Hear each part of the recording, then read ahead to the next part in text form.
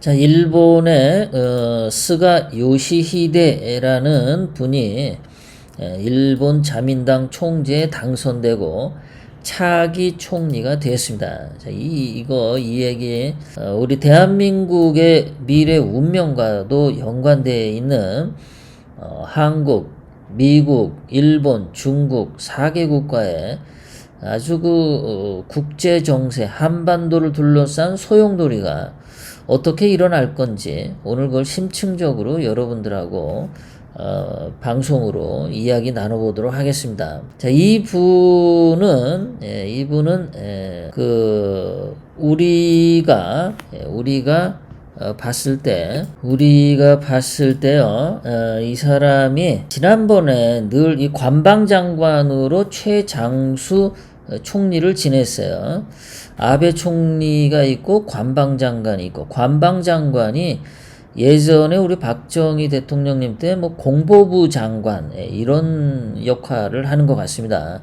그러니까 정부나 청와대나 이런 데서 진행된 이야기들을 정부를 대표해서 말하는 장관이 공보부 장관인데, 일본에서 아베 총리가 해야 될 말과 또 일본의 내각위에서 벌어진 이야기를 기자들에게 전해줄 때, 그럴 때 이 일본의 관방 장관이 언론을 상대로 그 브리핑을 하거나 기자회견을 하고 그랬습니다. 한국은 청와대 대변인밖에 없죠. 그런데 이제 일본의 관방장관. 그래서 이 관방장관은 특히 스가 총리는 아베 총리의 머리와 입의 역할을 한 사람이에요. 이 사람의 특색을 우리가 이제 보게 되면요, 한국의 미래 운명이 보입니다. 이게 그래서 설명을 드리려고 하는 거고요. 특히 이 사람이 지난번에 이렇게 그 일본의 연호가 바뀌었죠. 그 천황이 바뀌면서 그 천황이 젊은 천황으로 바뀌었잖아요. 그러면서 그 젊은 천황의 연호가 영화, 한국말로는 영화고 일본 발음으로는 레이와라고 하죠. 레이와. 이게 무슨 뜻이냐면요, 옛날에는, 그전에는 일본의 천황의 연호를 지을 때는 중국의 고전에 있는 단어를 가져다가 연호를 지었는데, 이번에는 일본 고전, 그 만엽집이라고 하는 일본 고전에 있는 그 글자를 거기에서 따와가지고 이름을 지었어요. 어쨌든 일본이 중국의 전통에서 벗어나서 일본의 전통을 강조하는 의미가 있다. 일단 그것을 이해하시면 되겠고요. 스가라고 하는 사람은 어떤 사람이냐면은, 그 정치적인 그 기반이 없는 사람, 또 그 학벌적인 측면에서도 어떤 기반이 없는 사람, 대학은 나왔지만, 그리고 돈의 문제에 있어서도 누가 빵빵한 후원자가 있는 그런 것도 없는, 세계의 기반이 없는 자수성가형 총리입니다. 근데 이 사람의 부모는, 아버지는 과일 딸기 농업을 했는데, 그래서 딸기 농업을 했기 때문에 뭐 그렇게 가난하거나 그러지는 않았다고 해요. 자, 어쨌든 자수성가한 총리다. 자, 일본에서 최초로 파벌이 없고, 그 다음에 부모로부터 정치적인 유산을 세습받지 않은 자수성가형 총리가 됐다라는 거죠. 이게 상당히 의미가 있어요.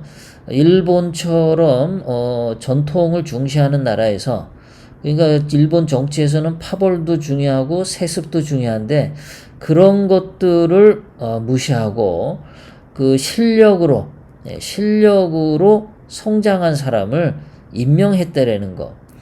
그게 굉장히 중요한 이야기죠.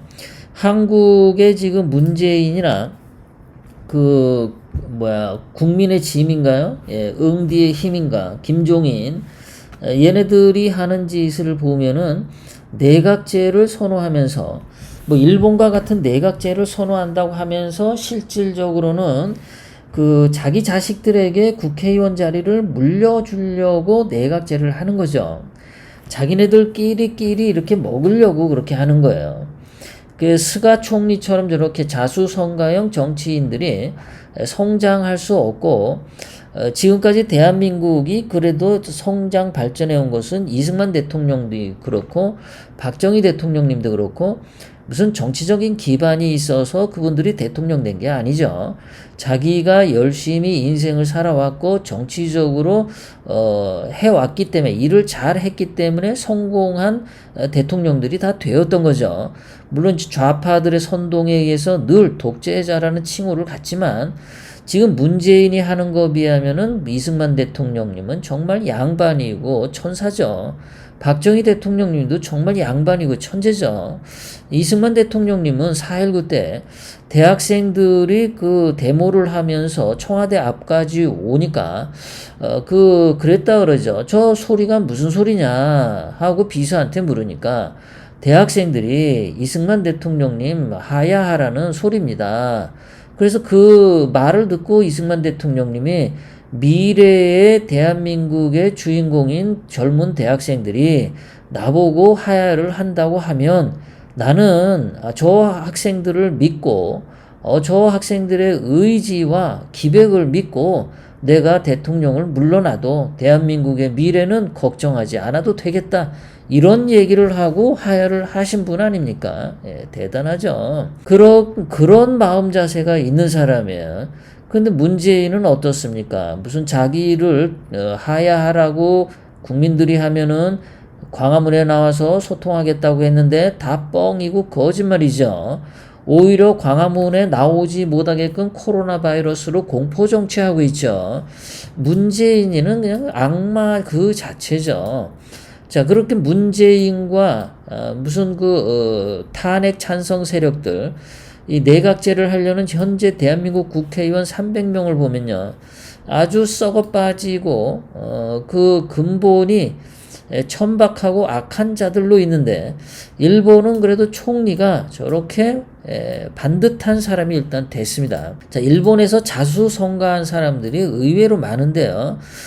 여러분들도 다 아시다시피 그 일본의 계몽사상가이면서 교육가였던 후쿠자와 유키치라는 사람이 있어요. 일본 지폐 10,000원짜리 만행짜리 지폐에 인물로 들어가는 그 일본을 근대화하는 아버지라고도 할 수 있는 사람인데요. 이 사람이 그 동양에서 사용하는 자유라는 단어를 처음으로 만든 사람이라고 하죠. 자유. 예, 그 영어의 그 freedom이라는 단어를 이 동양 한자어로 바꾸는데 뭐가 적합할까? 그래서 자유라고 최초로 만든 사람이 후쿠자와 유기치입니다. 그리고 이 사람은 중국인을 장구벌레 또는 개돼지라고 부르는 사람인데요. 이렇게 자수성가한 사람이 일본의 근대화의 문을 열어줬어요. 그런 것처럼 그 예전에 그 임진왜란 때도 그 도요토미 히데요시 같은 경우도 자수성가형으로 그 장군이 되고 그 말단 병사에서 장군까지 출세하고 그 다음에 일본의 최고 권력자가 됐죠. 그 옛날에 1500년도에 그 조선에서는 있을 수가 없는 거죠. 조선에서 어떻게 쌍놈이 일반 병졸로 있던 놈이 장군이 되고 그리고 임금을 갈아치우고 자기가 임금 노릇하는 그런 일은 있을 수가 없죠. 일본이란 나라는 그 전통적으로 실력이 있으면은 신분 고하와 상관없이 그 권력자가 될 수 있는 그런 전통이 있었는데, 그게 상당히 일본을 발전시키는 원동력 중에 하나가 아닌가 이런 생각을 해요. 자, 지금 한국의 같은 경우는 어때요? 지금 자수성가하는 그 의사 선생님들 요즘에 보면은 이분들은 자기가 열심히 공부해서 자기가 땀을 흘리고 노력을 기울여서 의사가 되죠.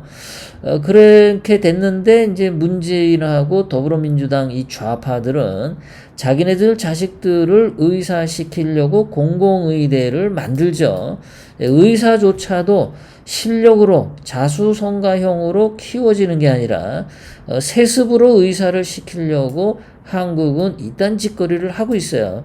그 일본이 가는 방향하고 정확하게 반대로 지금 자꾸 가고 있는 거죠.